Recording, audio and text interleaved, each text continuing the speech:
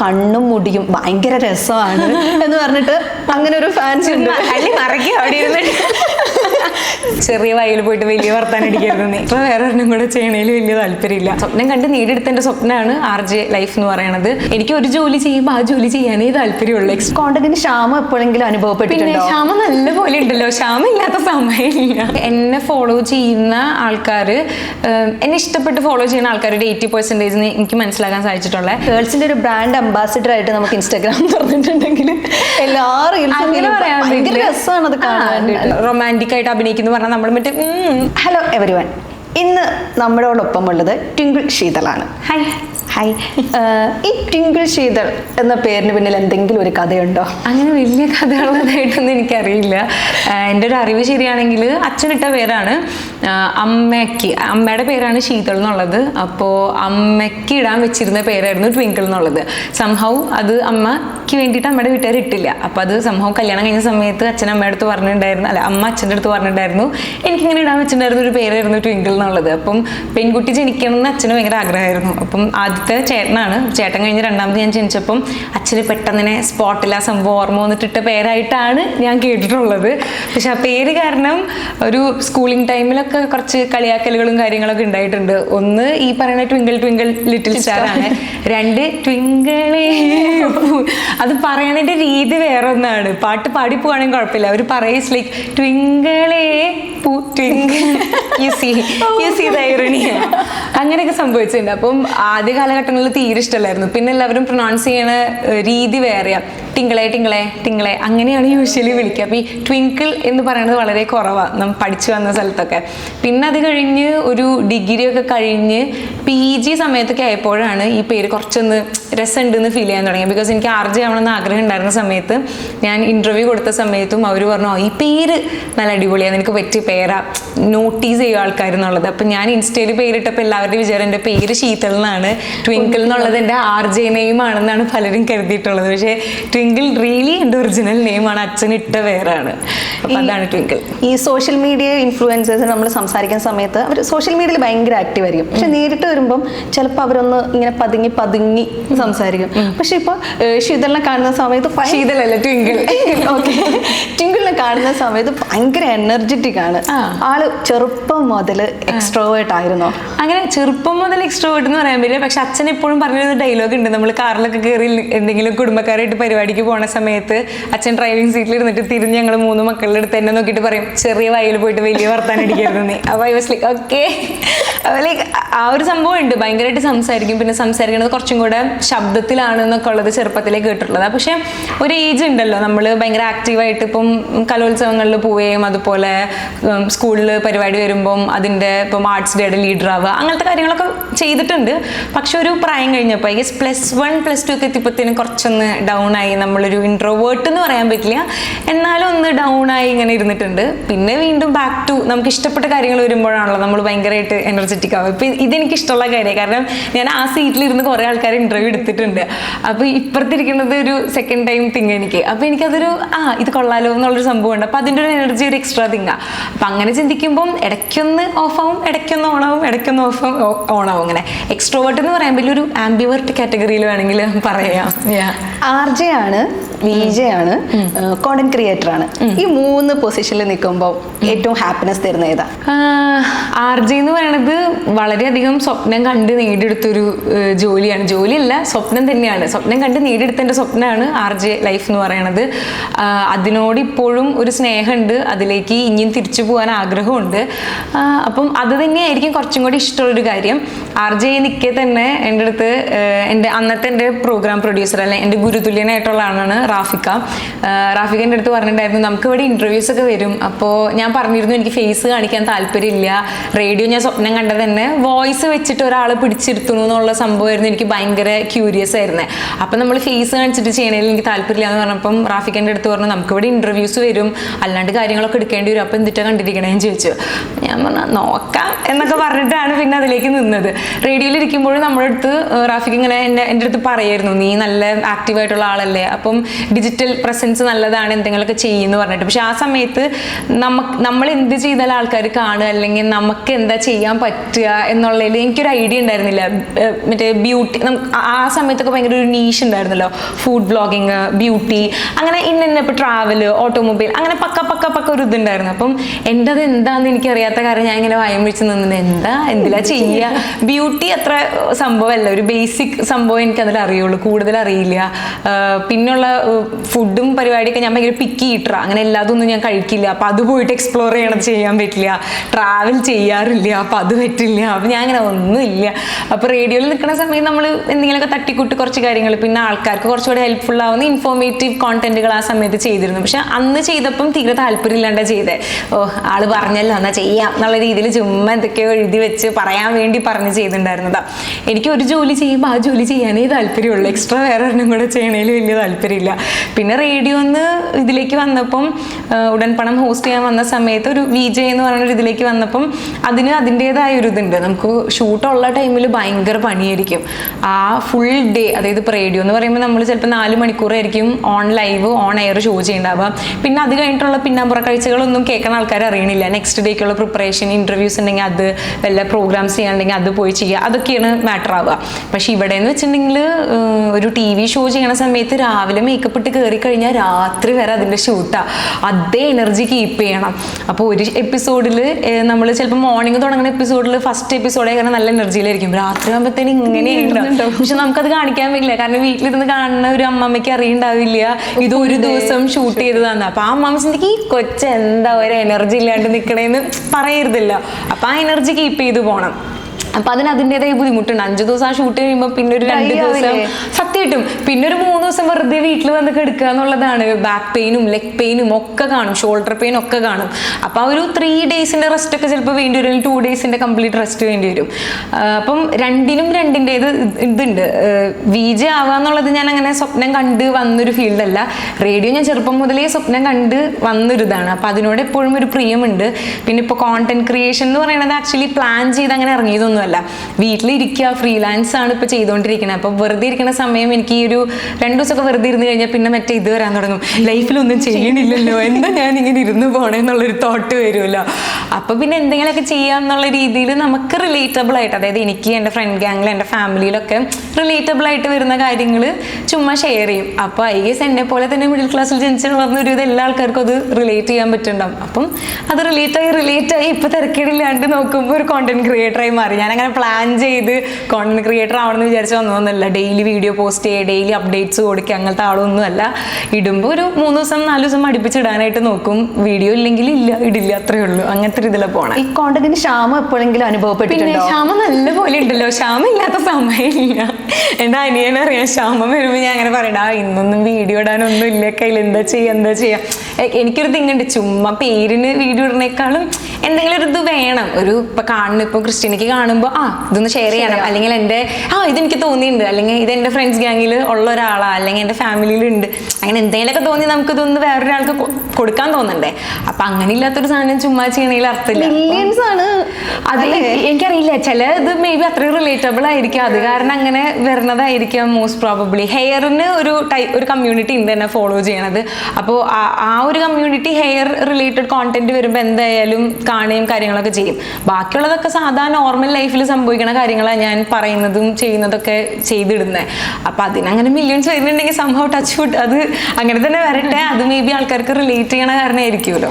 ഹെയറിലേക്ക് നമുക്ക് സംസാരിക്കാം. അതിനു മുന്നേ ഈ സോഷ്യൽ മീഡിയ ഇൻഫ്ലുവൻസറായി നിൽക്കുമ്പോൾ നമ്മൾ പെൺകുട്ടികൾ കുറെ നെഗറ്റീവ് കമന്റ്സ് നേരിടേണ്ടി വരാറുണ്ട്. അല്ലെങ്കിൽ നമ്മുടെ ചാറ്റ് ബോക്സിൽ വന്നിട്ട് ആളുകൾ മുഖം തിരിയാതെ ആളുകൾ കമന്റ് ചെയ്യാറുണ്ട്, മെസ്സേജ് ചെയ്യാറുണ്ട്. ചിലപ്പം ഭയങ്കര മോശം കമന്റ്സ് ആയിരിക്കും. അപ്പം അതിനെയൊക്കെ എങ്ങനെയാണ് നേരിടുന്നത്? മെന്റൽ ഹെൽത്തിനെ എപ്പോഴെങ്കിലും ബാധിച്ചിട്ടുണ്ടോ? ഒന്നാമത്തെ നമ്മൾ അതിനൊന്നും നമ്മുടെ മെന്റൽ ഹെൽത്തിലേക്ക് എടുക്കാനുള്ള സംഭവം ഇല്ല എന്ന് തിരിച്ചറിഞ്ഞു കഴിഞ്ഞാൽ തന്നെ കുറെ ഇല്ല. DMസിൽ എനിക്ക് മനസ്സിലാക്കാൻ പറ്റിയിട്ടുള്ളത്, എന്നെ ഫോളോ ചെയ്യുന്ന ആൾക്കാർ, എന്നെ ഇഷ്ടപ്പെട്ട് ഫോളോ ചെയ്യുന്ന ആൾക്കാർ ഒരു 80% എനിക്ക് മനസ്സിലാക്കാൻ സാധിച്ചിട്ടുള്ളത്. കാരണം ഞാനിപ്പോൾ എന്ത് വീഡിയോ ഇട്ടാലും ഇഷ്ടമായില്ലെങ്കിൽ കൂടിയും, അല്ലെങ്കിൽ അവർക്ക് അവരുടെ ഒപ്പീനിയന് എതിരെയുള്ളൊരു കാര്യം ഞാൻ പറയണമെങ്കിൽ കൂടിയും അവരെൻ്റെ കമന്റ് ഇടുമ്പം യൂഷ്വലി പറയാറ്, ഈവൺ ദോ ഇങ്ങനെയാണെങ്കിലും നിങ്ങൾ പറഞ്ഞ കാരണം അതിലൊരു കുഴപ്പമില്ല, അങ്ങനെ പറയണ കൂട്ടത്തിൽ. അതായത് എനിക്കത് ബാഡ് അടിക്കരുത് എന്ന് ആഗ്രഹിക്കുന്ന ആൾക്കാരുണ്ട്, എന്നെ ഫോളോ ചെയ്യണ ഇപ്പം ഇത്ര ഇയേഴ്സ് ആയിട്ട് കാണുന്ന ആൾക്കാർ മേ ബി. അതല്ലാതെ ഇപ്പം നമ്മൾ ഈ പറഞ്ഞ പോലെ അല്ലാത്ത ഓഡിയൻസിലേക്ക് പോകുമ്പം ഒബ്വിയസ്ലി എന്നെ അറിയാത്ത ഒരു ഇതും അറിയാത്ത ഫസ്റ്റ് ടൈം എൻ്റെ ആ വീഡിയോ കാണുന്ന ആൾ ഞാൻ പറയണ കാര്യം ഇഷ്ടമായില്ല എന്നുണ്ടെങ്കിൽ അത് നല്ല രീതിക്ക് തന്നെ അതിൽ പറഞ്ഞു എന്ന് വരും.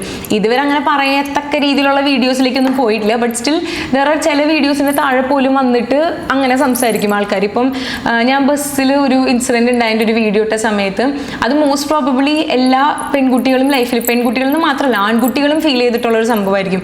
ആൺകുട്ടികളുടെ കാര്യം എനിക്കറിയണത്, എനിക്കൊരു നല്ല ഗ്രൂപ്പ് ഓഫ് ബോയ്സിന്റെ ഫ്രണ്ട്സ് ഗ്യാങ് ഉണ്ട്. അപ്പോൾ അവന്മാർ പറഞ്ഞു ഞാൻ കേട്ടിട്ടുണ്ട് ബസ്സിൽ പോകുമ്പോൾ പല ആൾക്കാരും അവരും ചൂഷണം ചെയ്യാൻ, അതിൽ ആ ഒരു ഇത് അവരുടെ പേഴ്സണൽ സ്പേസിലേക്ക് കയറിയ അവസരങ്ങൾ ഉണ്ടായിട്ടുണ്ട്. അപ്പോൾ എനിക്ക് പെൺകുട്ടി എന്നുള്ള നിലയിൽ എൻ്റെ കാര്യം പറയാൻ പറ്റുള്ളൂ. അപ്പോൾ അത് ഞാൻ പറഞ്ഞപ്പോൾ അതിന് താഴെ കുറേ ആൾക്കാർ പെൺകുട്ടികൾക്ക് മാത്രമല്ല ആൺകുട്ടികൾക്കും ഉണ്ട്. ഞാൻ പറഞ്ഞു ചേട്ടാ ക്യാപ്ഷനിൽ ഞാൻ പറഞ്ഞിട്ടുണ്ട് ആൺകുട്ടികൾക്ക് ഉണ്ട് എന്നുള്ളത് ഞാൻ ക്യാപ്ഷനിൽ മെൻഷൻ ചെയ്തിട്ടുണ്ട്, ബിക്കോസ് ഐ നോ ദാറ്റ്. പക്ഷെ ചില ആൾക്കാർ വന്നിട്ട് പറയും നിങ്ങൾക്ക് ഇങ്ങനെ ഇരുന്ന് പറഞ്ഞാൽ മതി, നിങ്ങൾ പറയണതൊക്കെ വലിയ കാര്യമുണ്ട്, അങ്ങനെ വന്ന് പറയും. നമ്മളത് അനുഭവിച്ച കാരണമാണല്ലോ അത് പറയണേ. അല്ലെങ്കിൽ ആ കമന്റ് ബോക്സിൽ അത്രയധികം സ്ത്രീകൾ അതിനെതിരെ അതിന് സപ്പോർട്ട് ചെയ്ത് സംസാരിക്കുന്നുണ്ടെങ്കിൽ അവർക്കൊക്കെ അത് അനുഭവിച്ച കാരണമാണല്ലോ.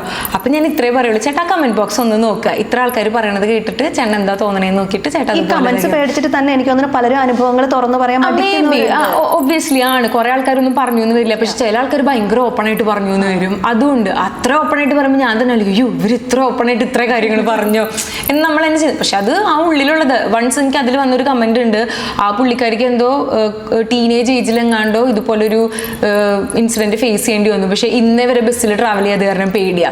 അപ്പൊ അങ്ങനെയൊക്കെ ചിന്തിക്കുമ്പോൾ അതൊക്കെ ഭയങ്കര ഹ്യൂജ് ആയിട്ടുള്ള കാര്യമാണ്. പക്ഷെ നമുക്കും ടീനേജ് ഏജിൽ അത് ഫേസ് ചെയ്യേണ്ടി വന്നിട്ടുണ്ട്. പക്ഷെ ബസ്സിൽ കണ്ട് നമുക്ക് ട്രാവലിംഗ് നടക്കില്ലായിരുന്നു. അപ്പൊ നമ്മൾ വീണ്ടും വീണ്ടും ബസ്സിൽ തന്നെ കയറി പോയിട്ടുള്ള. ബട്ട് സ്റ്റിൽ മാറ്റങ്ങൾ വന്നിട്ടില്ല പറയുമ്പോൾ ചിലർക്കൊന്നും അത് എക്നോളജി ചെയ്യാനേ പറ്റില്ല.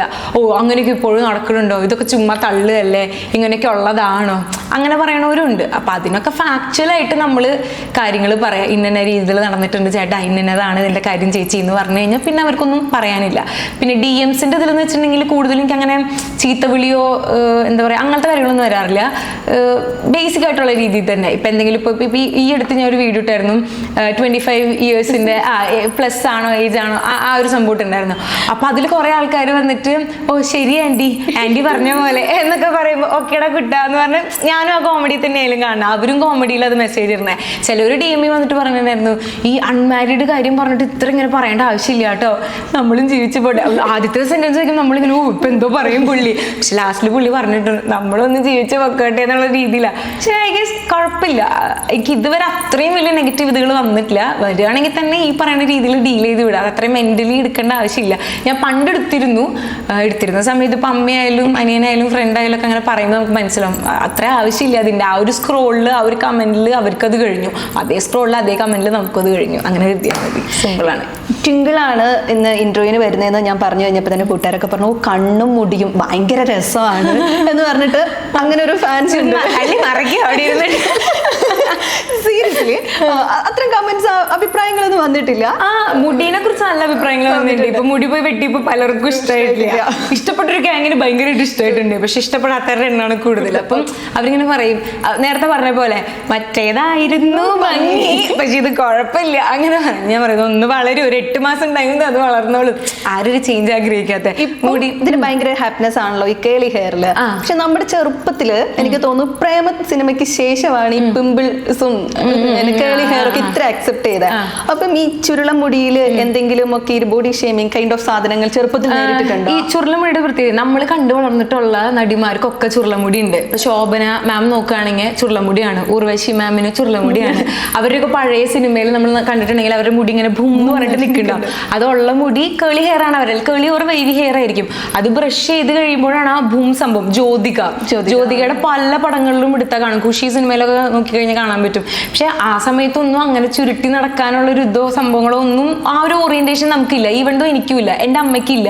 എന്ന് ഞാൻ ഇത് ചെയ്യുമ്പോൾ അമ്മ പറയും ഞങ്ങളുടെ കാലത്തൊന്നും ഞങ്ങൾക്ക് ഇത് ഉണ്ടായിരുന്നില്ല, നിനക്കുള്ള കാര്യം നീ ചെയ്യണ് എന്ന് പറയും.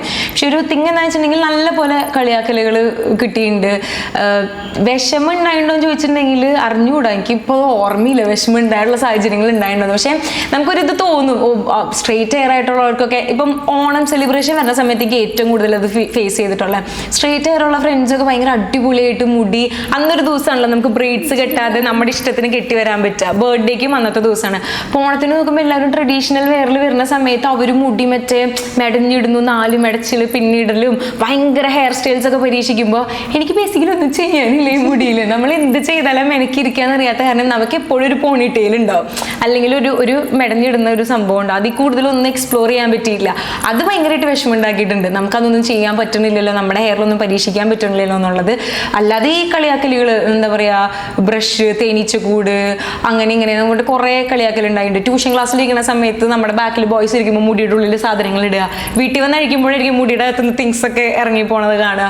അപ്പോൾ അങ്ങനെ കുറേ ഫേസ് ചെയ്യേണ്ടി വന്നിട്ടുണ്ട്. പക്ഷേ അങ്ങനെ ഫേസ് ചെയ്ത ഒരു കാറ്റഗറി ഓഫ് പെൺകുട്ടികൾ മേ ബി അത് സ്ട്രെയിറ്റൻ ചെയ്യാനും ബോട്ടോക്സ് ചെയ്യാനും അങ്ങനെയൊക്കെ ചെയ്യാൻ പോകും. ഞാൻ അങ്ങനെ ചെയ്യുന്നതിനെ കുറിച്ച് ചിന്തിച്ചിട്ടുമില്ല. ഒരിക്കൽ അതിനെക്കുറിച്ച് പറഞ്ഞപ്പോൾ അമ്മ പറഞ്ഞു അതിൻ്റെ ആവശ്യമില്ല, തമ്പുരാൻ നന്ന മുടിയാന്നുള്ളത്, ഇത് വെച്ചാൽ മതി. എൻ്റെ വീട്ടിൽ എല്ലാവർക്കും ചുരുള മുടിയാണ്. ചേട്ടന് മാത്രമാണ് ഒരു വേവി ടെക്സ്ചർ ഉണ്ടെങ്കിലുള്ളൂ. അച്ഛൻ, അമ്മ, അനിയൻ എല്ലാവർക്കും ചുരുള മുടിയാണ്. അപ്പം ഞാൻ നോക്കുമ്പോൾ ഇവർക്കാർക്കും പ്രശ്നമില്ല, ഇവരാരും ഒന്നും ചെയ്തിട്ടില്ല, പിന്നെ ഇതിനെ ഞാൻ ചെയ്യണേ. അപ്പം അങ്ങനെയൊന്നും ഹീറ്റ് ഡാമേജ് കൊടുക്കാത്ത കാരണം ഇന്ന് അത് എംബ്രേസ് ചെയ്യുന്ന സമയത്ത് എനിക്ക് നല്ല കേൾസ് കിട്ടുന്നുണ്ട്. അപ്പോൾ ആ ഒരു കാര്യത്തിന് അമ്മയോട് താങ്ക്സ് പറയേണ്ടി വരും. ഗേൾസിന്റെ ഒരു ബ്രാൻഡ് അംബാസിഡർ ആയിട്ട് നമുക്ക് ഇൻസ്റ്റാഗ്രാം തുറന്നിട്ടുണ്ടെങ്കിൽ രസമാണ് അത് കാണാൻ. നമുക്ക് മുമ്പേ അങ്ങനെ വന്ന ആൾക്കാരുണ്ട്. അതിൽ എടുത്തു പറയേണ്ടത് ഒന്ന് പേളി ചേച്ചീനെ ആയിരിക്കും. കാരണം ഞാൻ നോക്കുമ്പം നമുക്ക് കേളി ഹെയർ ഉള്ള പെൺകുട്ടികൾ വരെ സ്ട്രെയിറ്റ് ചെയ്തിട്ട് ടെലിവിഷൻ ഷോസ് ഹോസ്റ്റ് ചെയ്തുകൊണ്ടിരുന്ന സമയത്താണ് ചേച്ചി ചുരുളമുടി വെച്ചിട്ട് ഹോസ്റ്റ് ചെയ്യാൻ വന്നത്. ആ ഇതിൽ തന്നെ ചേച്ചീനെ കുറെ ആൾക്കാർ കളിയാക്കലും കാര്യങ്ങളൊക്കെ ചെയ്തിട്ടുണ്ടാവാം. ബട്ട് സ്റ്റിൽ അതാണല്ലോ അതിൻ്റെ ബ്യൂട്ടി. ആ ഒരു ഇതിൻ്റെ അതൊരു നമുക്ക് എന്താ പറയുക, ഒരു ഐഡന്റിറ്റിയും കൂടി മാറി അറ്റ് ദി എൻഡിൽ പുള്ളിക്കാരിക്ക്. അപ്പം അങ്ങനെ നോക്കുമ്പോൾ നമുക്ക് മുമ്പ് അങ്ങനെ വന്നിട്ടുള്ള ആൾക്കാരുണ്ട്, പക്ഷെ വിരലിലുണ്ടാവുന്ന ആൾക്കാർ ഉള്ളൂ എന്ന് മാത്രം. അങ്ങനെ ഈ 2 വീലറിലൊക്കെ പോകുമ്പോഴേ ഈ കേളി ഹെയറിൽ ഉള്ളത് കൊണ്ട് എന്തെങ്കിലും ബുദ്ധിമുട്ടുകളൊക്കെ? നല്ല ബുദ്ധിമുട്ടുകൾ ഉണ്ടാവാറുണ്ട്. 2 വീലറിൽ പോണ ഒരാൾക്ക് കണ്ടാൽ മനസ്സിലാവില്ല അത് ഞാനാണെന്ന്. കാരണം അതുപോലെ മൂടി കെട്ടി പൊത്തി വെച്ചിട്ടായിരിക്കും ഞാൻ പോകണ്ടാവുക. പിന്നെ നമ്മുടെ ഒരു ഗുണം എന്ന് വെച്ചിട്ടുണ്ടെങ്കിൽ എത്തിക്കഴിഞ്ഞ് മുടി അഴിച്ചിട്ട് എവിടെയെങ്കിലും ഒന്ന് വെച്ചൊന്ന് കുടഞ്ഞു കഴിഞ്ഞാൽ ബാക്ക് ടു ആ ഒരു പഫിനെസ്സിലേക്ക് വരും. അതാണ് ആകുള്ളൊരു ഉപകാരം. അല്ലാത്ത പക്ഷെ ഇങ്ങനെ മടക്കി ഈരി വെച്ചിട്ടായിരിക്കും പോകണ്ടാവുക. ട്വിങ്കിളിന്റെ ഒരു വീഡിയോയിൽ പീരീഡ്സുമായി ബന്ധപ്പെട്ട മൂഡ് സ്വിങ്സിന്റെ ഒരു കാര്യം ഷെയർ ചെയ്യുന്നുണ്ട്. ഇന്നത്തെ കാലത്ത് അത് കാര്യമായി അഡ്രസ് ചെയ്യപ്പെടുന്നുണ്ട് എന്ന് തോന്നിയിട്ടുണ്ടോ സോഷ്യൽ മീഡിയ ചർച്ചകളൊക്കെ കാണുമ്പോൾ? സോഷ്യൽ മീഡിയ ചർച്ചകൾ മാത്രമല്ല, അല്ലാതെയും റിയൽ ലൈഫിലേക്ക് ഇപ്പം കാര്യമായിട്ട് ചർച്ച ചെയ്യപ്പെടുന്നുണ്ടെന്ന് തോന്നിയിട്ടുണ്ട്. കാരണം കുറെ ക്യാമ്പയിൻസും കാര്യങ്ങളായിട്ട് ഒരിടയിൽ കൊച്ചിയിൽ തന്നെ ഉണ്ടായിരുന്നു. പീരീഡ് പെയിൻസ് അറിയണ ഒരു മെഷീൻ കൊണ്ടുവന്നിട്ട് അതിൻ്റെ ആ ഒരു സംഭവം ഞാൻ റേഡിയോയിൽ വർക്ക് ചെയ്യണ സമയത്ത് ഹൈബീഡൻ്റെ അങ്ങനെ എന്തോ സാറിൻ്റെ ഇത് റിലേറ്റ് ചെയ്ത സമയത്ത് എന്തോ ആയിരുന്നു എൻ്റെ ഓർമ്മ ശരിയാണെങ്കിൽ. അപ്പം ഇപ്പോഴത്തെ ജനറേഷൻ, ഇപ്പം എൻ്റെ അനിയന് ഇതറിയാം, പക്ഷേ എൻ്റെ ചേട്ടന് അത്രയ്ക്ക് അറിയണമെന്ന് ഉണ്ടായിരുന്നില്ല. അതെനിക്ക് നല്ല ഓർമ്മയുണ്ട്. ഞാൻ ഇതുപോലെ ആദ്യമായിട്ട് പീരീഡ്സ് ആവുന്ന സമയത്ത് അമ്മയും അച്ഛമ്മയും പോയിട്ട് ചേട്ടൻ്റെ അടുത്ത് പറഞ്ഞത് വാസ് ലൈക്ക്, ഞാനും ചേട്ടനുമാണ് ഭയങ്കരമായിട്ട് ഫിസിക്കലി തല്ലുകൂടും. ഞങ്ങൾ നല്ലപോലെ ഫിസിക്കലി തല്ലുകൂടുമായിരുന്നു. പിടിച്ചിട്ട് ഇടിക്കലും ബഹളം, ഭയങ്കര ബഹളമായാണ്. അപ്പം ഞാനിങ്ങനെ ആയ സമയത്ത് അമ്മ അച്ഛമ്മയും ചേട്ടൻ്റെ അടുത്ത് പറഞ്ഞിട്ടുണ്ട്, ഇനി അവളെ തല്ലരുത് കേട്ടോ, അവള് വലിയ കുട്ടിയായി, തല്ലരുത്. അപ്പം അവനത് എന്താ സംഭവം എന്ന് അറിയില്ല. അവർ തല്ലരുതെന്ന് പറഞ്ഞ് വലിയ കുട്ടിയായി പറഞ്ഞു. അപ്പം അവൻ നോക്കുമ്പോൾ അവൻ്റെ ക്ലാസ്സിലുള്ള പെൺകുട്ടികളും ഇങ്ങനത്തെ ഒരു കാറ്റഗറി ഉണ്ട്. അപ്പം അവൻ നോക്കുമ്പോൾ അവൾ അതിലേക്ക് എത്തി, അങ്ങനെയാ കാണണേ. പക്ഷെ എനിക്ക് അനിയൻ വന്ന സമയത്ത് ഞാൻ അവനെ ഇരുത്തി ഇങ്ങനെ പറഞ്ഞു കൊടുത്തിട്ടുണ്ട്, ഇതാണ് പാഡ്, ഇതാണ് കപ്പ് ഞാൻ യൂസ് ചെയ്യാൻ തുടങ്ങിയ സമയത്ത് ഞാനിങ്ങനെ അവനെ കാണിച്ചെടുത്ത സാധനം തരും, സാധനം പുതിയതാണല്ലോ, ഇതാണ് കപ്പ്, ഇങ്ങനെ ഒരു സാധനം ഉണ്ട് ഇത്. അപ്പോൾ അവൻ ക്യൂരിയസ്, അത് വെച്ചെന്താ ഗുണം, എന്തതിലുള്ള. അപ്പം എനിക്കത് പറഞ്ഞു കൊടുക്കാനുള്ള സ്പേസ് ഉണ്ട്. ചേട്ടൻ്റെ അടുത്ത് അങ്ങനെ പറഞ്ഞു കൊടുക്കേണ്ടിയിരുന്ന ആൾക്കാർ മേ ബി എൻ്റെ അമ്മയും അച്ഛമ്മയും ആയിരുന്നിരിക്കാം. പക്ഷെ അവർ അത്ര കാര്യമായിട്ടൊന്നും പറഞ്ഞു കൊടുത്തിട്ടുണ്ടായിരുന്നില്ല. പക്ഷെ എന്നാലും എന്താ പറയുക, ഒരു പാഡ് പോയി മേടിച്ചിട്ട് വരാൻ പറയുമ്പോൾ നാണക്കേടൊന്നും കാണുന്ന ആളുമല്ല ആള്. അവൻ പോയി മേടിച്ച് വരും, തരും, കാര്യങ്ങളൊക്കെ ഉണ്ടായിട്ടുണ്ട്. അപ്പം ജനറേഷൻ വൈസ് നമ്മൾ മുതിർന്ന ആൾക്കാർ അത് മാക്സിമം പറഞ്ഞ് തന്നെ കൊണ്ടുവരണം. പിന്നെ എനിക്ക് ഞാൻ അതിൽ ഷെയർ ചെയ്തിട്ടുണ്ടായിരുന്നു മൂഡ് സ്വിങ്സിൻ്റെ കാര്യമായിരുന്നു. കാരണം എനിക്കങ്ങനെ പീരീഡ് പെയിൻ ഒന്നും ഇല്ലാത്ത ഒരാളാണ്. അതായത് ഞാൻ എൻ്റെ ഡിഗ്രി കഴിയണ വരെയും എനിക്ക് അങ്ങനെയൊന്നും ഉണ്ടായിട്ടില്ല. PG ഒക്കെ ജോയിൻ ചെയ്ത സമയത്താണ് എനിക്ക് മൂഡ് സ്വിങ്സ് ഒക്കെ വന്നു തുടങ്ങണം. ആ കൊറോണ കാലഘട്ടത്തിലാണ് എനിക്ക് പിന്നെ പീരീഡ്സ് ആവുന്ന സമയത്ത് മൂഡ് സ്വിങ്സും കാര്യങ്ങളും വരുന്നത്. അപ്പോൾ തുടക്കത്തിൽ ഭയങ്കര ബുദ്ധിമുട്ടായിരുന്നു. കാരണം ഫ്രണ്ട്സിന് ഇങ്ങനെ ഉണ്ടെന്ന് പറയുമ്പോൾ ഞാനും ഇങ്ങനെ ഇടുന്നുണ്ട്, മൂഡ് സ്വിങ്സ് വെച്ചപ്പോൾ എന്താ, കാര്യമൊന്നും ഇല്ല, ചുമ്മാ തള്ളു. അതുപോലെ നമ്മൾ ചിലർക്ക് പെയിൻ ഇല്ല, എന്റെ ഒപ്പം പഠിച്ചിരുന്ന ഒരു കുട്ടിയുണ്ട്, അവൾക്ക് പീരീഡ്സ് ആയി കഴിഞ്ഞാൽ അവളെ ഹോസ്പിറ്റലിൽ കൊണ്ടുപോയി ട്രിപ്പ് ഇടണം. ലൈക്ക് എവറി ടൈം അങ്ങനെ തന്നെയാണ്. അവൾ കോളേജിൽ ഉള്ള ടൈമിലാണ് അവൾ പീരീഡ്സ് ആണെന്ന് വെച്ചിട്ടുണ്ടെങ്കിൽ നമ്മൾ രണ്ടുപേര് തൃശ്ശൂർ ജില്ലാ ഹോസ്പിറ്റലിൽ കൊണ്ടുപോയിട്ട് ട്രിപ്പ് ഇടിച്ച് കെടുത്തിയിട്ടുള്ള 2 അവസരങ്ങൾ അങ്ങനെ എനിക്ക് തന്നെ പേഴ്സണലി അവളെ കൊണ്ടുകൊണ്ട് വന്നിട്ടുണ്ട്. അപ്പോൾ ഒരു 3 ദിവസം അവൾ ഇല്ലാണ്ടായിട്ടുണ്ടെങ്കിൽ നമുക്ക് മനസ്സിലാവും അവൾക്ക് പീരീഡ്സ് ആയ കാരണം. അപ്പം അത്ര എക്സ്ട്രീം ഒക്കെ കാണുമ്പോൾ ഞാൻ വിചാരിച്ചിട്ടുണ്ട് ഈശ്വരന്മാർ ഇത്രയൊക്കെ അനുഭവിക്കുന്ന ആൾക്കാരുണ്ട്, നമ്മൾ ആ കാര്യത്തിൽ ഭയങ്കര ബ്ലെസ്ഡ് ആണെന്ന് ചിന്തിച്ചിട്ടുണ്ട്. പക്ഷെ പലർക്കും പല രീതിയിലാണ്. ഇപ്പം എനിക്കുള്ള പോലെ ആയിരിക്കില്ല ക്രിസ്റ്റീനയ്ക്ക് ഉണ്ടാവുക. അപ്പൊ ക്രിസ്റ്റീന ഒരു സംഭവം ഇങ്ങനെ ഫേസ് ചെയ്യുന്നെന്ന് പറയുമ്പോൾ എനിക്കത് ഇല്ല എന്ന് വിചാരിക്കുമ്പോൾ അതിനർത്ഥം അത് ഇല്ലായ്മയല്ല. അപ്പൊ എനിക്ക് ഫേസ് ചെയ്ത സംഭവം ക്രിസ്റ്റീന ഫേസ് ചെയ്തിട്ടില്ല പറയുമ്പോൾ ക്രിസ്റ്റീനയ്ക്ക് തോന്നും ഓ അത്രയൊന്നും ഉണ്ടാവില്ല. അങ്ങനെ ഒരിക്കലും ചിന്തിക്കാൻ പാടില്ല. ഞാൻ അങ്ങനെ ചിന്തിച്ചിരുന്ന ഒരാളായിരുന്നു. ചിന്തിച്ചിട്ടുണ്ട് മൂഡ് ഓഫ് ഒക്കെ ആണെന്ന് പറയുമ്പോൾ സമയത്ത് എന്ത് മൂഡ് ഓഫ്. ലാസ്റ്റ് ടൈം ഒക്കെ ആയപ്പോ തന്നെ എനിക്ക് കരച്ചിലാണോ വിഷമമാണോ ബോഡി പെയിൻ ആണോ എക്സ്ട്രീം ദേഷ്യം വരുന്നത് എവിടെ തീർക്കാനും പറ്റില്ല. അപ്പോഴാണ് എനിക്ക് മനസ്സിലായി ഓക്കെ ഇതിന്റെ ഒരു എക്സ്ട്രീം സാധനം. അപ്പൊ ഇതിന്റെയും പീക്കിൽ ആളുകൾ ഫേസ് ചെയ്യുന്നുണ്ട്. ഒബ്വിയസ്ലി ഉണ്ട്. നമ്മളെക്കാളും പീക്ക് എക്സ്ട്രീം ഒരു ഇത് ഈവൻ മെഡിക്കേഷൻ എടുക്കുന്ന ആൾക്കാരുണ്ടായില്ല. അപ്പൊ എനിക്കൊന്നും അത്രയും ഇതിലേക്കൊന്നും എത്തേണ്ടി വരില്ല പറയുമ്പോൾ അത് ഒരു കണക്കിന് ചിന്തിക്കുമ്പോൾ നമുക്കൊരു എന്തോ ആരും അറിയാതെ എന്തോ ഒരു ഭാഗ്യം അതിൽ ലഭിച്ചിട്ടുണ്ടെന്ന് കരുതാൻ പറ്റുള്ളൂ. പക്ഷെ അത്രയധികം ഫേസ് ചെയ്യുന്ന ആൾക്കാരും ഉണ്ട്. അപ്പൊ അതിനെ തള്ളി കളയാൻ പറ്റില്ല. ഇതേ നമ്മൾ തന്നെ ആയിരിക്കാം എന്താ പറയാ മൺഡേ ടു സാറ്റർഡേ ജോലിക്ക് പോകുന്ന, വീട്ടിലെ കാര്യങ്ങൾ നോക്കണം, അല്ലാത്ത കാര്യങ്ങൾ നോക്കണം. അപ്പൊ അതിന്റെ ഇടയിൽ ഇങ്ങനൊരു സംഭവം വരുമ്പോൾ നമുക്ക് നമ്മുടേതായ ഒരു ടൈം എടുത്ത് മാറിയിരിക്കാൻ പറ്റുന്ന ഒരു സ്പേസ് ഉണ്ടെന്നുണ്ടെങ്കിൽ അതെന്തുകൊണ്ടും നല്ലൊരു കാര്യമാണ് ആ കാര്യത്തില്. അപ്പൊ ഇപ്പൊ കുറെ പ്ലേസുകളിൽ പീരീഡ് ലീവ് കൊടുക്കുന്നുണ്ട്. നല്ല കാര്യമാണ്. അതിന് വേണ്ടിയിട്ട് കുസാറ്റില് പിള്ളേര് സമരം ചെയ്ത് നേടിയെടുത്തിട്ടുണ്ട്. നല്ല കാര്യമാണ്, ഇല്ല പറയണില്ല. പക്ഷെ മിസ്യൂസ് ചെയ്യാന്ന് പറയുന്ന ഒരു സംഭവം ഒരു സൈഡിലുണ്ട്. അപ്പൊ അതില്ലാത്ത ആള് അതിന്റെ പേരിൽ അത് എടുത്തിട്ട് അത് മിസ്യൂസ് ചെയ്യപ്പെടുന്നു എന്ന് പറയണതിൽ അർത്ഥം ഉണ്ടോ എന്ന് ചോദിച്ചാൽ അതറിയില്ല. അത് എടുക്കുന്ന ആളുടെ അതനുസരിച്ചിരിക്കും. അപ്പം അതുകൊണ്ട് ഒരു കാര്യമാണ് അങ്ങനെ ചിന്തിക്കുമ്പോൾ. ഈ മൂഡ് ഓഫും മൂഡ് സിങ്സും നമുക്ക് പലർക്കും എന്താ വ്യത്യാസം എന്നുള്ളത് അറിയണ്ടാവില്ല. ഇപ്പോൾ ഞാൻ ചിലപ്പം പറയാം എനിക്ക് മൂഡ് സിങ്സ് ആണ്, ആക്ച്വലി എന്റെ മൂഡ് ഓഫ് ആയിരിക്കും. ഇപ്പൊ ഈ മെന്റൽ ഹെൽത്ത് ഇഷ്യൂസ് ഇപ്പൊ സെലിബ്രിറ്റീസ് പലരും പല ഇഷ്യൂസ് ഫേസ് ചെയ്യുന്നത് തുറന്ന് പറയാൻ തുടങ്ങിയപ്പോഴാണ് ഇതിനെക്കുറിച്ച് ചർച്ചകളൊക്കെ ഇത്രയും കാര്യമായിട്ട് സോഷ്യൽ മീഡിയയിൽ വരുന്നത്. അപ്പം അങ്ങനത്തെ എന്തെങ്കിലും മെന്റൽ ഹെൽത്ത് ഇഷ്യൂസ് അല്ലെങ്കിൽ അങ്ങനത്തെ ഒരു ട്രോമാസ് അല്ലെങ്കിൽ മൂഡ് ഓഫ് മൂഡ് സിങ്സ് ഈ സാധനങ്ങളൊക്കെ ഫേസ് ചെയ്തിട്ടുണ്ടോ? ട്രോമയുടെ ഒരു കൂമ്പാരം തന്നെയാണ് അത്. ഫേസ് ചെയ്യണമെന്ന് ചോദിച്ചിട്ടുണ്ടെങ്കിൽ എല്ലാവർക്കും അവരുടേതായിട്ടുള്ള രീതിയിലുള്ള ട്രോമയും ഇതും ഉണ്ടായിട്ടുണ്ടാവും. ഇപ്പം ഞാൻ തന്നെ ഇപ്പം ക്രിസ്റ്റീനി ചോദ്യം ചോദിച്ചു, ആദ്യം തന്നെ എനിക്ക് വന്നത് അതിനെ കോമഡി ആയിട്ട് അടിച്ച് കളയാനാ. അതെൻ്റെ ഒരു കൈൻഡ് ഓഫ് കോപ്പിംഗ് മെക്കാനിസം ആണെന്നാണ് ഞാൻ മനസ്സിലാക്കിയത്. ലൈക്ക് ഓവർ ദി ഇയേഴ്സ് എനിക്ക് മനസ്സിലാക്കാൻ പറ്റിയത് അങ്ങനെയാണെന്നാണ്. ഞാൻ അങ്ങനത്തെ എന്തെങ്കിലും സംഭവങ്ങൾ വരുമ്പോൾ ഭയങ്കര കോമഡി അടിച്ച് ആ കാര്യത്തിനെ കളയണത് ഒരു കോപ്പിംഗ് മെക്കാനിസം ആണ്. അങ്ങനെ ഉണ്ടോ എന്ന് ചോദിച്ചിട്ടുണ്ടെങ്കിൽ ഉണ്ട്. ഫാദർ ആക്ച്വലി അച്ഛൻ്റെ മരണം ഞങ്ങൾ 3 മക്കളിലും നല്ല രീതിയിലൊരു ഇമ്പാക്റ്റ് വന്നിട്ടുണ്ട് ഇൻ എ നെഗറ്റീവ് വേ. അതൊരു ട്രോമയായിട്ട് മാറിയിട്ടുണ്ടോ എന്ന് ചോദിച്ചിട്ടുണ്ടെങ്കിൽ എനിക്ക് മാറിയിട്ടുണ്ട്. അവന്മാർക്ക് എങ്ങനെയാണെന്ന് അറിയില്ല, ബ്രദേഴ്സിന് എങ്ങനെയാണെന്ന് അറിയില്ല. എനിക്കതായിട്ടുണ്ട്. എനിക്കതിൽ നിന്ന് PTSD ആയിട്ടുണ്ട്.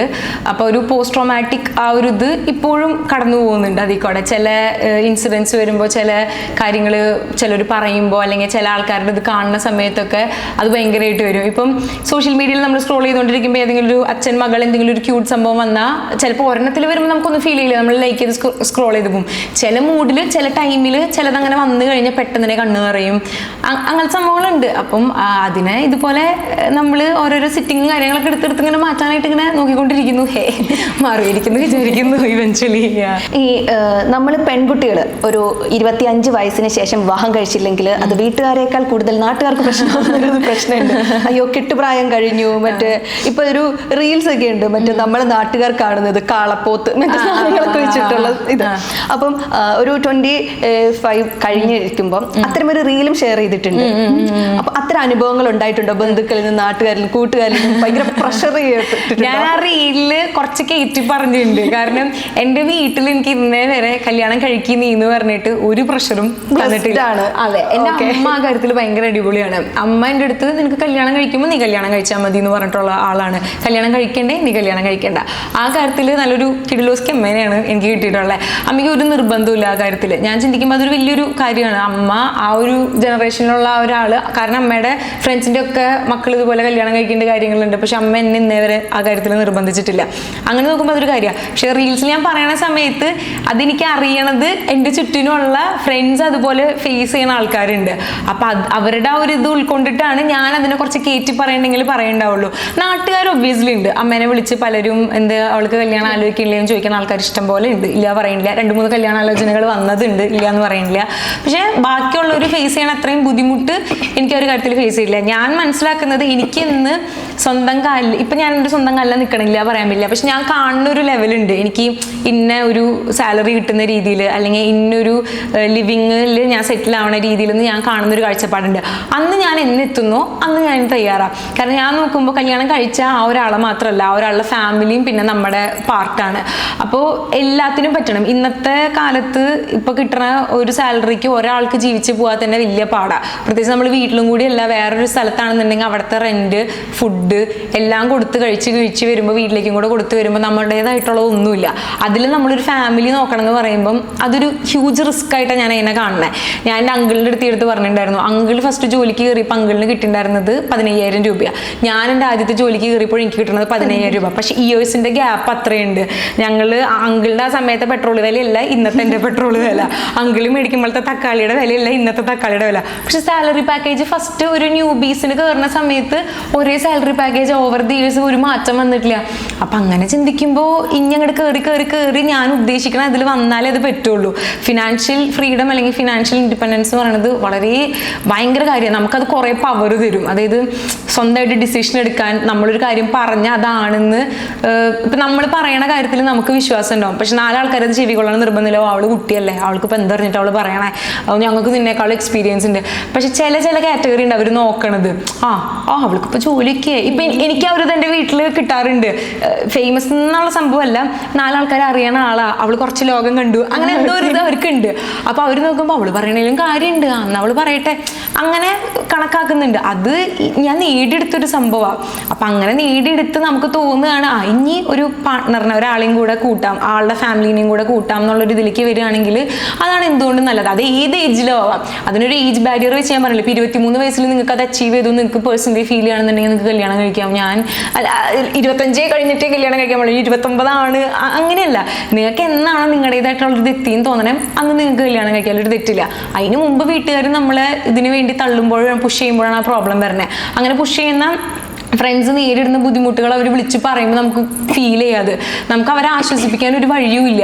അവർക്ക് ഇഷ്ടമല്ലാത്ത ഒരാളെ വീട്ടുകാർ കൊണ്ടുവന്നിട്ട് നല്ല ബന്ധമാണ്, നല്ല വീട്ടുകാരാണ് അങ്ങനെയെന്ന് പറയുമ്പോൾ ഞാൻ എവിടെ വായിച്ചിട്ടുണ്ട്. അതായത് നമുക്ക് ചിലപ്പോൾ ഒരു ഹാർട്ട് തുറന്ന് സർജറി ചെയ്യാൻ പറ്റും, അല്ലെങ്കിൽ നമുക്ക് ന്യൂസ് റീഡ് ചെയ്യാൻ പറ്റും, അല്ലെങ്കിൽ ബാക്കിയെല്ലാം ചെയ്യാൻ പറ്റും. പക്ഷെ ഇത്രയും കാര്യങ്ങൾ ചെയ്യുന്ന പെൺകുട്ടികൾ കല്യാണക്കാരും വരുമ്പോൾ പങ്കാളിനെ തിരഞ്ഞെടുക്കാൻ വേണ്ടിയിട്ട് സാധിക്കില്ല.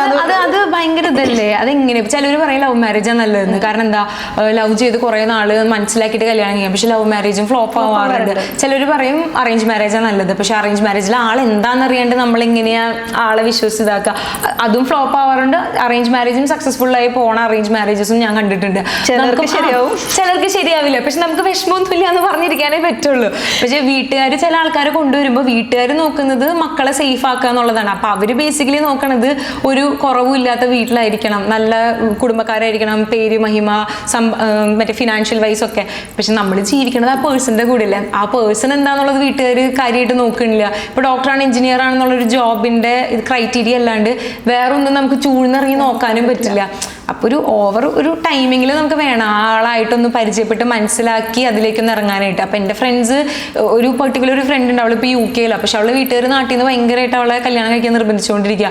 ആദ്യത്തെ ഒരാളെ കാണിച്ചു, അവൾക്ക് ആൾ ഇഷ്ടമായി. പക്ഷെ ഇപ്പോൾ വീട്ടുകാർ വേറൊരാളെ കൊണ്ടുവന്നിട്ട് പറയും ഇതാ കുറച്ചുകൂടെ നല്ലതെന്ന്. പക്ഷെ അവൾക്ക് ആദ്യം കണ്ട ആൾ ഓൾറെഡി മനസ്സുകൊണ്ട് അവൾക്ക് ഇഷ്ടപ്പെട്ട് പോയി.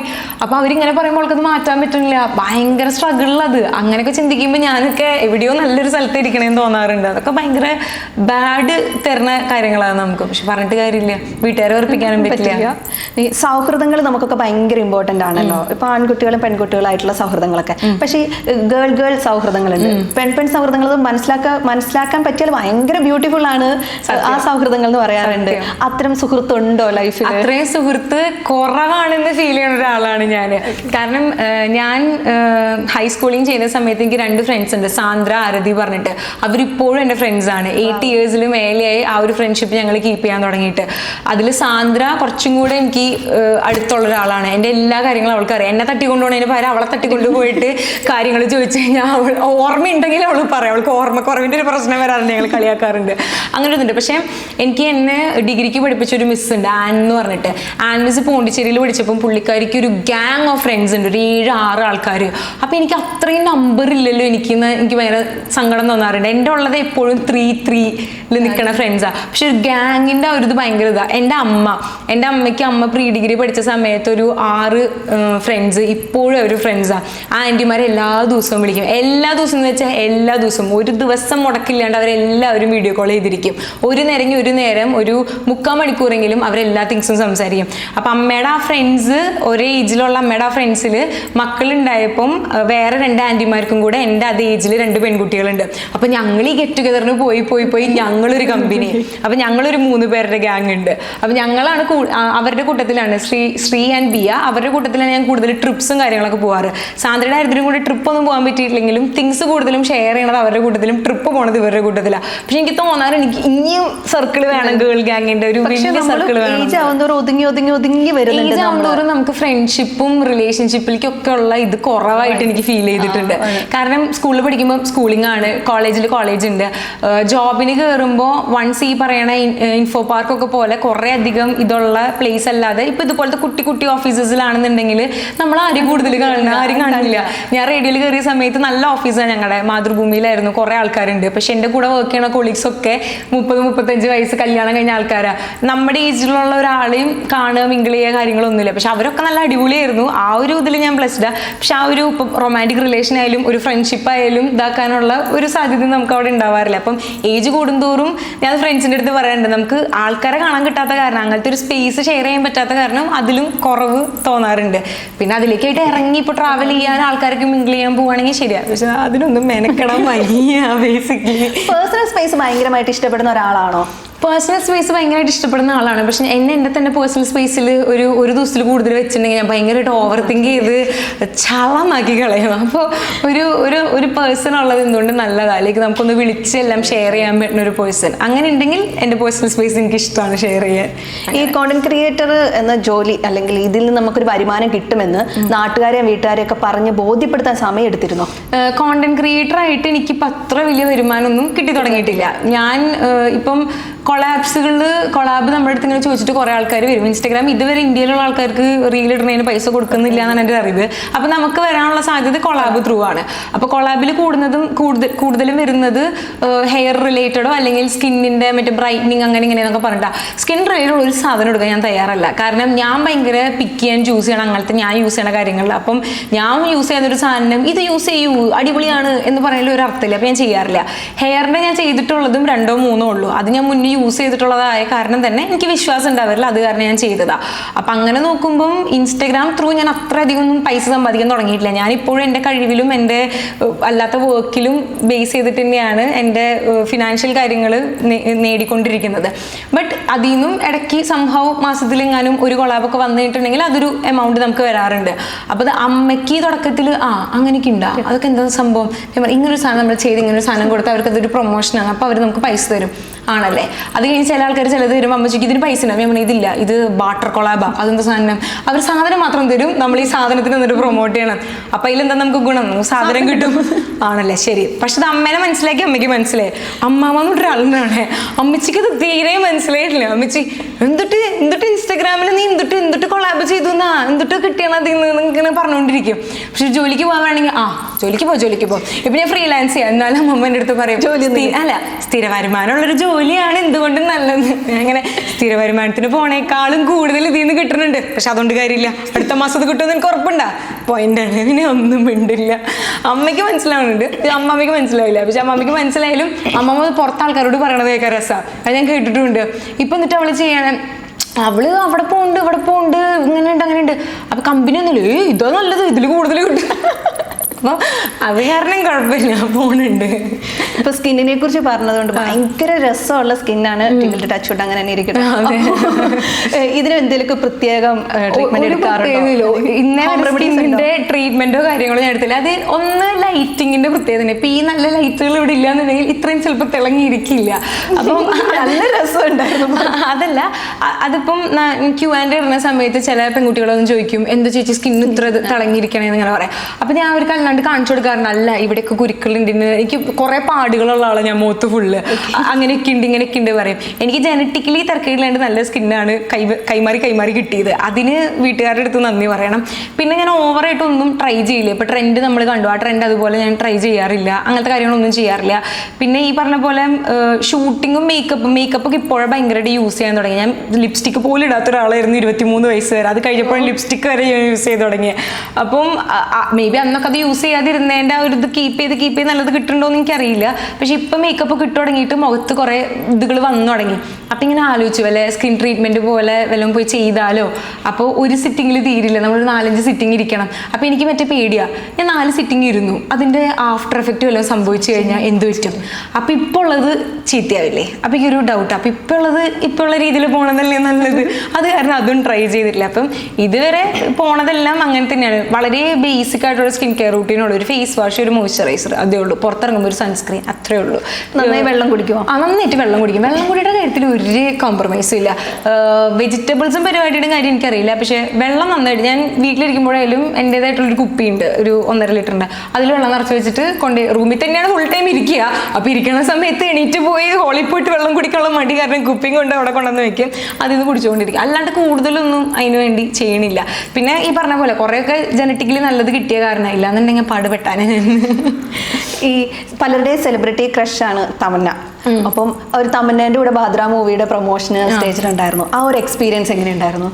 അത് ഞാൻ ക്ലബ് FM കൊച്ചിയിലാണ് വർക്ക് ചെയ്യുന്നുണ്ടായിരുന്നത്. അപ്പോൾ ട്രിവാൻഡ്രത്ത് ദിലീപും തമന്നയും ഇതിന് വേണ്ടി വരുന്നുണ്ട് പറഞ്ഞു, പ്രൊമോഷന് വേണ്ടി വരണമെന്ന് പറഞ്ഞപ്പം ഹോസ്റ്റ് ചെയ്യാൻ വേണ്ടിയിട്ട് കൊച്ചിയിൽ നിന്ന് നമ്മളെ കൊണ്ടുപോയതാണ് അങ്ങോട്ടേക്ക്. അപ്പോൾ ക്ലബിൽ കയറിയിട്ട് എൻ്റെ ആദ്യത്തെ ഒരു സ്റ്റേജിലൊക്കെ കയറിയിട്ടുള്ള ഹോസ്റ്റിംഗ് ആയിരുന്നു അത്. നമ്മൾ പോക്കറ്റ് മണിക്ക് വേണ്ടിയിട്ട് കോളേജിൽ പഠിക്കുന്ന സമയത്ത് വെഡിങ് ഹോസ്റ്റ് ചെയ്യാനും പരിപാടി ഹോസ്റ്റ് ചെയ്യാനൊക്കെ പോയിട്ടുണ്ടെങ്കിലും ക്ലബിനെ റെപ്രസെൻറ്റ് ചെയ്തതുകൊണ്ട് ആദ്യത്തെ ഒരു ഇതായിരുന്നു.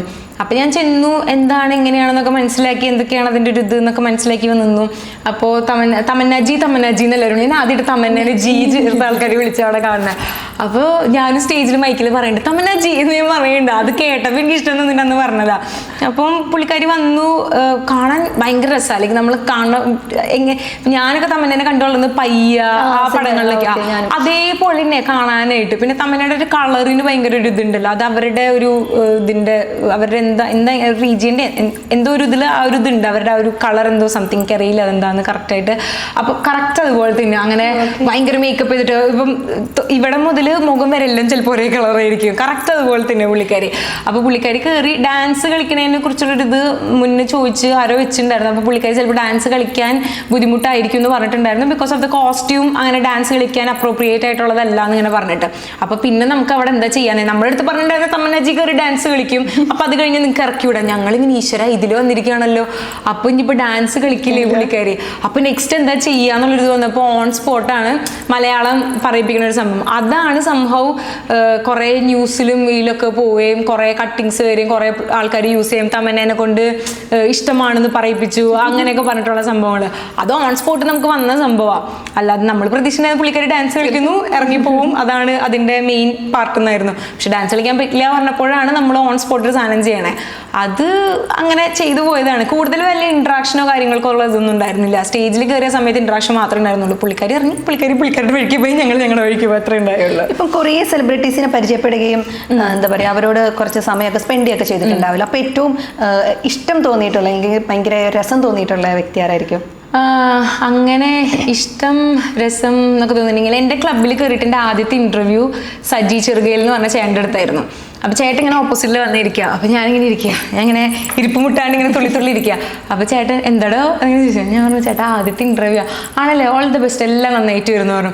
ഇൻ്റർവ്യൂ കഴിഞ്ഞപ്പോൾ ചേട്ടൻ പറഞ്ഞു ട്വിങ്കിൾ ഇവിടെ നിൽക്കേണ്ട ആളല്ല, ട്വിങ്കിൾ നോക്കിക്കോ, ട്വിങ്കിൾ അധികം വൈകാണ്ട് നല്ല ഇതിലേക്ക് എത്തും, ഫേമസ് ആവും, അല്ലെങ്കിൽ 4 ആൾക്കാരെ അറിയുന്നൊക്കെ പറഞ്ഞപ്പോൾ ഞാൻ അങ്ങനെ താങ്ക് യു ചേട്ടാ, അങ്ങനെയൊക്കെ ആവണമെങ്കിൽ ആവട്ടെ എന്നൊക്കെ ഇങ്ങനെ പറഞ്ഞു. അപ്പോൾ ആ സമയത്തൊന്നും TV കയറുക, കോണ്ടന്റ് ക്രിയേറ്റ് ചെയ്യുക അതൊന്നും നമ്മുടെ ഇതല്ല, റേഡിയോ മാത്രം, പ്യുവർലി റേഡിയോ എന്നുള്ള രീതിയിലാണ്. അപ്പോൾ ഇതിന്ന് ചേട്ടൻ്റെ ഒരു ഫെയിമ ഞാൻ അന്ന് പ്രതീക്ഷിച്ചിട്ടുള്ളൂ. നമ്മളെടുത്ത് ഏതെങ്കിലും ഇന്റർവ്യൂ ഹിറ്റ് ആവുന്നോ അങ്ങനെ എന്തെങ്കിലും ഞാൻ അന്ന് കരുതുന്നതിനെ. ചേട്ടൻ അത് പറഞ്ഞു പോയി. ഒരു 1 year കഴിഞ്ഞപ്പോഴത്തേക്കുമാണ് TV-യിൽ വരുന്നതും കാര്യങ്ങളൊക്കെ. അപ്പം ചേട്ടൻ്റെ അടുത്ത് ഞാൻ അത് മെസ്സേജ് അയച്ചിട്ടില്ല തോന്നുന്നു. ഇങ്ങനെയൊക്കെ കയറി ചേട്ടൻ ഇങ്ങനെയൊക്കെയാണ് സംഭവം. ചേട്ടൻ എനിക്ക് ഭയങ്കര പേഴ്സണലി ഇതായി ഫീൽ ചെയ്തിട്ടുണ്ട്. പുള്ളി പറഞ്ഞതും ഭയങ്കര രസമായിട്ട് തന്നെയായിരുന്നു. നമ്മളത് കഴിഞ്ഞിട്ട് ഇൻസ്റ്റയിൽ ഫോളോ ചെയ്തിട്ട് ഇടയ്ക്ക് വല്ലപ്പോഴൊക്കെ മെസ്സേജ് അയക്കും കാര്യങ്ങളൊക്കെ ഉണ്ട്. പുള്ളിയുടെ അയാം കാതലൻ വന്ന സമയത്ത് ഞാൻ കണ്ടിട്ട് മെസ്സേജ് അയക്കും കാര്യങ്ങളൊക്കെ ചെയ്തായിരുന്നു. പിന്നെ എനിക്ക് ഭയങ്കര ഇതെന്ന് തോന്നിയത് മെയിൻ സെലിബ്രിറ്റി ആയിട്ട് ഞാൻ ഇന്റർവ്യൂ എടുക്കുന്നത് മമത മോഹൻദാസിനെയാണ് ഫസ്റ്റ് എടുക്കണേ. അപ്പം നമ്മളൊരു ഹോട്ടലിലായിരുന്നു അതിൻ്റെ ഇതുണ്ടായിരുന്നത്. അപ്പം ഞാൻ അങ്ങനെ ചെന്ന് നിൽക്കുക. അപ്പം ഞാൻ ചെന്ന് നിന്നു. പുള്ളിക്കാരുടെ അടുത്ത് ഇന്റർവ്യൂ എടുത്തു. കളിത്തമാശയോ അങ്ങനത്തെ സാധനങ്ങളൊന്നുമില്ല. ഭയങ്കര പ്രൊഫഷണൽ ആയിരുന്നു പുള്ളിക്കാരി. ക്യാമറ ഓൺ ആണെങ്കിലും ഓഫ് ആണെങ്കിലും പ്രൊഫഷണലാണ് പുള്ളിക്കാരി. ഓൺ ഇതിൽ നമ്മളെന്തെങ്കിലും പറയുമ്പോൾ അതിനനുസരിച്ച് ചിരിക്കും എന്നല്ലാണ്ട് എക്സ്ട്രാ അതിന് വേണ്ടിയിട്ട് എഫേർട്ട് എടുത്ത് നിങ്ങളെ അങ്ങനെ സാധനങ്ങളൊന്നുമില്ല. അത് ഭയങ്കര ജെന്യൂൻ കാര്യം കൂടിയാണ്. വേറൊരാൾക്ക് വേണ്ടിയിട്ട് നമ്മൾ അതിനനുസരിച്ച് ആക്ട് ചെയ്യേണ്ട ആവശ്യമില്ലല്ലോ. അത് ചെയ്യണ്ടായിരുന്നില്ല. ഞാൻ ഭയങ്കര എൻജോയ് ചെയ്തിട്ടുണ്ടെങ്കിൽ നിത്യാമേനൻ്റെയും നാനിയുടെ ആയിരിക്കും. നാനി ഞാൻ ഭയങ്കര എൻജോയ് ചെയ്തേ. ആള് ഭയങ്കര കൂളായിരുന്നു. ലൈക്ക് പുള്ളിയുടെ സിനിമകൾ ഭയങ്കര ഫീൽ ഗുഡ്. അതേപോലെ തന്നെ ആ മനുഷ്യന് ഭയങ്കര ഫീൽ ഗുഡ് മനുഷ്യനാണ് പുള്ളി. നമ്മളവിടെ ചെന്നിരുന്നപ്പോഴും കുറേ ഇൻ്റർവ്യൂസ് കഴിഞ്ഞിട്ടാണ് പുള്ളി ഇരിക്കണേ. പക്ഷെ അതിൻ്റെ ഒരു മടുപ്പോ ഒരു എന്താ പറയുക ആവർത്തന വിരസതയോ ഒന്നും കാണിക്കാതെ പുള്ളി നമുക്ക് ഇരുന്ന് തന്ന് ഇൻ്റർവ്യൂ എടുത്ത് നല്ല രസമായിട്ട് പുള്ളി കുറേ പേഴ്സണൽ കാര്യങ്ങൾ നോട്ട് ചെയ്ത് മെൻഷൻ. എനിക്ക് കേളി ഹെയർ ആയിരുന്നപ്പോൾ പുള്ളിയുടെ ഭാര്യയ്ക്ക് കേളി ഹെയറാണ്. അപ്പോൾ ഹൈദരാബാദിൽ എന്തോ പുള്ളിക്കാരിക്ക് ഒരു ഇതുണ്ട്, സലോൺ എന്തോ തിങ്ങുണ്ട്. അപ്പോൾ എൻ്റെ അടുത്ത് പറഞ്ഞു ഹൈദരാബാദിൽ വരുമ്പോൾ എന്തായാലും അവിടെ വരണം, ഭാര്യനെ പോയി കാണണം, അവിടെ പോകണം എന്നൊക്കെ ഇങ്ങനെ പറഞ്ഞിട്ട്. അപ്പം ഞാൻ പറഞ്ഞു ഞാൻ കുറേ നാൾ കഴിഞ്ഞിട്ട് വന്നാൽ അറിയുമെന്ന് പറഞ്ഞു. അപ്പോൾ ഒരു ഫോട്ടോ എടുത്ത് വെച്ചോ, അപ്പോൾ അവിടെ ചെല്ലുമ്പോൾ കാണിച്ചാൽ മതി. ഇങ്ങനെ ഇൻ്റർവ്യൂ എടുത്തിട്ടുണ്ടായിരുന്നു. അപ്പോൾ നാനികാരും എൻ്റെ അടുത്ത് അന്ന് പറഞ്ഞിട്ടുണ്ടായിരുന്നു വരാനായിട്ട്, അങ്ങനെ വന്നതാന്ന് പറഞ്ഞാൽ മതി എന്ന് പറഞ്ഞു. ഇന്ന് വരെ ഹൈദരാബാദ് പോകാൻ പറ്റില്ല, പോവുകയാണെങ്കിൽ എന്തായാലും പോകണം അവിടേക്ക്. എനിക്ക് നാനി വാസ് റിയലി ഗുഡ്. ഭയങ്കര രസമായിരുന്നു പുള്ളി. ഞാൻ ട്വിങ്കിളിനെ കുറിച്ച് ഇങ്ങനെ ഗൂഗിളിലൊക്കെ സെർച്ച് ചെയ്യുന്ന സമയത്ത് ഗൂഗിളിലൊക്കെ അത്ര കാര്യമായിട്ടൊന്നും ഉണ്ടാവില്ല എന്നെ അറിവ്. തപ്പി ഞാൻ നോക്കി എന്താ പഠിച്ചത് എവിടെയാ, വീട് എവിടെയാ, വീട്ടിലാരൊക്കെ, അങ്ങനെ ഒരു ബേസിക് സാധനങ്ങൾ നമുക്ക് കിട്ടാൻ ഒരു ആകാംക്ഷ ഉണ്ടാവും സോഷ്യൽ മീഡിയക്ക് അപ്പുറത്തേക്ക്. അപ്പൊ ഇങ്ങനെ പോയി കഴിഞ്ഞ് തപ്പി പോയി കഴിഞ്ഞപ്പോ ആരാച്ചർ എന്ന് പറഞ്ഞിട്ടൊരു അപ്പൊ ഞാൻ ഷോർട്ട് ഫിലിം ഒക്കെ അഭിനയിച്ചിട്ടുണ്ട്. അപ്പൊ ഒരു അഭിനയമോഹമൊക്കെ ഉണ്ടോ ലൈഫില്? ആ ഷോർട്ട് ഫിലിം ആക്ച്വലി ഞാൻ അങ്ങനെ അഭിനയമോഹമുള്ള ആളല്ല. ഞാൻ പഠിച്ചത് ചേതന മീഡിയ കോളേജിലാണ് ഡിഗ്രി ചെയ്തത്. അപ്പം ഞാൻ ജേർണലിസം പഠിച്ചപ്പം എൻ്റെ ഫെല്ലോ ബാച്ച്മേറ്റ്സ് ഫിലിം പ്രൊഡക്ഷനും വിഷ്വൽ കമ്മ്യൂണിക്കേഷനും പഠിക്കുന്ന പിള്ളേരാണ്. അപ്പം സിനിമയും ക്യാമറയും ഒക്കെ അന്ന് 3 വർഷം നമുക്ക് തലയ്ക്ക് ചുറ്റിനും ഉണ്ട്. അത് സ്വപ്നം കണ്ട് അതിലേക്ക് ഇറങ്ങാൻ വേണ്ടി അങ്ങനെ പ്രയത്നിക്കുന്ന കുറേ ഫ്രണ്ട്സ് എനിക്കുണ്ട്. അപ്പോൾ അവന്മാർക്ക് final year project, third year project, ഞങ്ങൾക്ക് റിട്ടേൺ ഡോക്യുമെന്റ് പ്രൊജക്റ്റ് ആയിരുന്നു, അവർക്ക് ഫിലിം ഷൂട്ട് ചെയ്യലായിരുന്നു പ്രൊജക്റ്റ്. അപ്പോൾ എൻ്റെ ഓർമ്മ ശരിയാണെങ്കിൽ അരവിന്ദ്, ബിനിൽ, ശ്യാം, അങ്ങനെയാണ് ആ 3 ആൾക്കാരുടെ പേര്. അവന്മാരുടെ ഫൈനൽ പ്രൊജക്റ്റിൻ്റെ ഇതായിരുന്നു ഈ ആരാച്ചാർ എന്ന് പറയുന്നത്. അപ്പം നമ്മളതിൽ അല്ലാണ്ടുള്ള ഇൻപുട്സ് കൊടുത്തിട്ടുണ്ട്. സ്ക്രിപ്റ്റ് അവന്മാർ നമുക്ക് കൊണ്ടുവന്ന് തരും, എന്തെങ്കിലും തിരുത്തലുകളോ ഇൻപുട്സോ കൊടുക്കണമെങ്കിൽ കൊടുക്കും. അങ്ങനെ ആരാച്ചാറിൻ്റെ ഒരു ഭാഗമായിരുന്നു. മറ്റേ താങ്ക്സ് കാർഡിൽ വരും എന്നുള്ളൊരു ഇതുണ്ടായിരുന്നു. അവർ നാളെയാണ് ഷൂട്ട് പ്ലാൻ ചെയ്തിരിക്കണമെങ്കിൽ തലേദിവസം രാത്രി എനിക്ക് മെസ്സേജ് വിളിച്ചു തന്നെ, എടി നമ്മൾ പ്ലാൻ ചെയ്ത് വെച്ച കുട്ടിക്ക് ഒരു അസൗകര്യം ഉണ്ട്. അപ്പം എന്താ അസൗകര്യം? അല്ല, ഒരു പ്രശ്നമുണ്ട്, അത് കാരണം ആ കുട്ടിക്ക് വരാൻ പറ്റില്ല. അപ്പം എന്ത് പറ്റി? ആ കുട്ടി നൈസായിട്ടൊന്ന് ഒളിച്ചോടിപ്പോയെന്ന്. അപ്പം ഞങ്ങൾ ഓക്കെ, അപ്പം എന്താ വേണ്ടേ? അല്ല, നീ ഒന്ന് വന്ന് അഭിനയിക്കുമോ? ഞാൻ പറഞ്ഞു അപ്പം ഒന്ന് വാടി. ഞാൻ പോടാവിടൊന്നും പറ്റില്ല. എടി ഫൈനൽ ഇയർ പ്രൊജക്റ്റ് ആയിട്ട് നാളെ തന്നെ നമ്മൾ ഷൂട്ട് ചെയ്താൽ നമുക്ക് ഇത്ര ദിവസത്തിൽ ഡബ് എഡിറ്റ് ഒക്കെ കഴിഞ്ഞ് വെക്കാൻ പറ്റുള്ളൂ, ഒന്ന് വാടി. ഞാൻ പറഞ്ഞു ഞാൻ ഒന്ന് അഭിനയിച്ച് ശരിയാവില്ല. ചെറിയ റോളുള്ളൂ, ഒന്നുമില്ല എന്ന് പറഞ്ഞു. ഞാൻ സ്ക്രിപ്റ്റ് വായിച്ചത് എനിക്കറിയാം, നീ എൻ്റെ അടുത്ത് തള്ളല്ലേ, അപ്പം ഒന്ന് വാങ്ങുന്നു പറഞ്ഞു. അപ്പം ഞാൻ നോക്കിയപ്പം ശരി, അവന്മാരെ ഫൈനൽ ഇയർ പ്രൊജക്റ്റാ, പിന്നെ നമ്മുടെ ഫ്രണ്ട്സ് എങ്ങനെയാ നമുക്ക് നോ പറയാം, അങ്ങനെ പോയി ചെയ്തത് ആ സംഭവം. അല്ലാണ്ട് അത് മാത്രം ഞാൻ വേറെ ഒരു ഇത് അഭിനയിച്ചിട്ടുണ്ട്, ഷോർട്ട് ഫിലിം. എൻ്റെ ഒരു ഫ്രണ്ടിന്റെ ജീസിന്റെ, പക്ഷെ അത് പുറം ലോകെ കണ്ടിട്ടില്ല, അതിപ്പോഴും പെട്ടിപ്പുറത്ത് ഇറങ്ങിയിട്ടില്ല. ഇവരുടെ തിങ് ഇതായ കാരണം ഷോർട്ട് ഫിലിം ആരെങ്കിലും അഡ്രസ് ചെയ്തിട്ടൊന്നുമില്ല. കാരണം ഇത് അഡ്രസ് ചെയ്യത്തക്ക രീതിയിലൊരു സംഭവമേ അല്ല. അതൊരു ഫൈനൽ ഇയർ പ്രൊജക്റ്റാ, അത് പുറത്തിറങ്ങുന്ന പോലും പുറത്തിറക്കില്ല എന്ന് അവന്മാർ പറഞ്ഞിട്ടുണ്ടായിരുന്നത്. പിന്നെ സംഭവം എപ്പോഴും അവന്മാർ ഇറക്കിയതാ, കഴിഞ്ഞ ഉടനെ ഒന്നുമല്ല, പിന്നെ 1 വർഷം 1.5 വർഷം കണ്ട് കഴിഞ്ഞിട്ട് ആണെന്ന് തോന്നുന്നത് അതിന്റെ ഔട്ട് പുറത്ത് വന്ന സംതിങ്. അങ്ങനെ വന്നൊരു സംഭവം. അത് ജസ്റ്റ് ഫോർ ഫ്രണ്ട്ഷിപ്പിന്റെ ബേസിൽ ചെയ്തു കൊടുത്ത സാധനം. അഭിനയം എന്നെ കൊണ്ട് പറ്റുന്ന സംഭവമല്ല. അഭിനയം എന്ന് പറയുന്നത് ഭയങ്കര സട്ടിലായിട്ട് ചെയ്യാൻ ഭയങ്കര പാടാണ്. കാരണം അഭിനയം ആഗ്രഹിക്കുന്ന കുറേ ഫ്രണ്ട്സ് ഉണ്ട് എനിക്ക്. അതിനുവേണ്ടി ഓഡീഷൻസ് കൊടുക്കുകയും അതിനുവേണ്ടി എന്താ പറയുക ക്ലാസ്സുകൾ അറ്റൻഡ് ചെയ്യുകയും അത്ര ഡെഡിക്കേഷനിൽ ഇതാക്കണതുണ്ട്.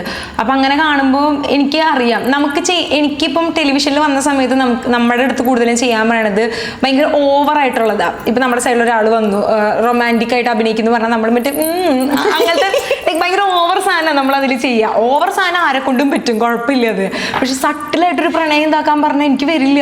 അവർ പറയാ ഇപ്പൊ മുഖത്ത് പ്രണയം വരണ്ടേ, എനിക്ക് പ്രണയം വരില്ല, ഞാൻ ഇങ്ങനെ പ്രണയം വരുത്തുക. പക്ഷെ അതെന്നെ മറ്റേത് അടിക്കാൻ പറഞ്ഞാൽ ഈസി ആയിട്ട് അടിക്കും, കുഴപ്പമില്ല.